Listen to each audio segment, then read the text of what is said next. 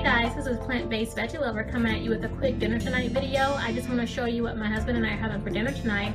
I just finished making oven roasted kale basmati rice that I prepared in the rice cooker. It's so simple. You all should definitely get a rice cooker if you don't already have one. It is so time saving. And a barbecue tofu with pineapple. It's really tasty and really nutritious. Alright, I hope you guys have a great night, and comment below and let me know what you guys have for dinner tonight. Alrighty, take care. Thank you so much for watching that video, and I hope you enjoyed it. While you're here, why don't you head on over to my YouTube channel and subscribe. There you'll find more videos on a variety of topics, so don't forget to hit that subscribe button below. Thanks again for watching.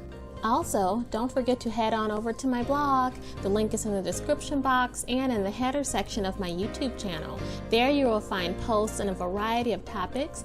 I also have a recipes page where you'll find a list of all of the great recipes that I've posted on my blog, including breakfast, lunch, dinner, and dessert ideas. Thank you so much. I hope you head on over.